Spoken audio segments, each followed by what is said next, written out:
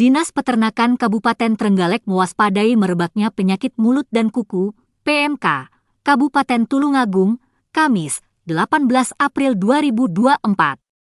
Apalagi lokasi serangan PMK yang masif di Kabupaten Tulungagung terjadi di 3 kecamatan yang mana 2 kecamatan diantaranya berbatasan langsung dengan Kabupaten Trenggalek.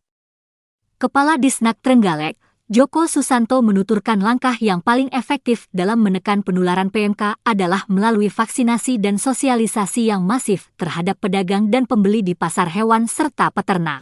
Jadi untuk wabah PMK ini nampaknya sudah mulai muncul lagi ya kemarin dengan beberapa daerah di sekitar Trenggalek yang ada kasus ya di sana di beberapa kabupaten. Jadi ini kita juga harus waspada terhadap utamanya keluar masuknya sapi menyerang sapi itu. Kita memberi informasi ke masyarakat harus hati-hati di dalam membeli sapi dari daerah-daerah lain. Untuk daerah Kabupaten Trenggalek sendiri kita sudah semaksimal mungkin untuk memvaksin sapi-sapi yang ada di Kabupaten Trenggalek, sehingga kemungkinan kalau ada yang terkena itu juga mereka yang dalam tanda petik kemarin juga belum tervaksin ya, belum mau kesadarannya atau dia mendatangkan dari luar yang memang sudah terkena bawaan penyakit PMK tersebut. Kalau dari di Trenggalek sendiri sudah adakah yang tertular PMK dari daerah lain Pak dalam kurun waktu beberapa pekan terakhir? Menurut laporan dari bidang Keswan ya, ini selama bulan Maret kemarin, puasa kemarin sekitar 24 sapi yang disinyalir terkena PMK dan kita upayakan pengobatannya ya. Jadi itu berada di menyebar di 4 kecamatan di Kabupaten Trenggalek. Jadi bukan di satu tempat.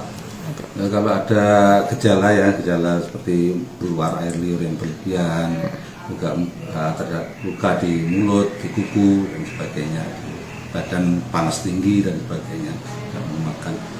Nah, ini sementara segera menghubungi petugas kami yang di lapangan.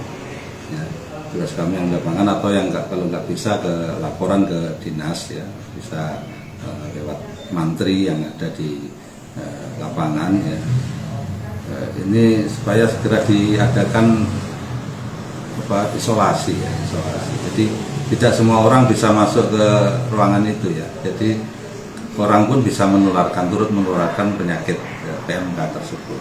Jadi kalau ada yang masuk dari tetangganya terus dia orangnya itu ke kandangnya sendiri kemungkinan juga bisa menular kepada sapi yang di lingkungannya. Jadi diisolasi semaksimal mungkin. Untuk masyarakat yang di pasar itu, yang pembeli itu biasanya sudah tahu ya.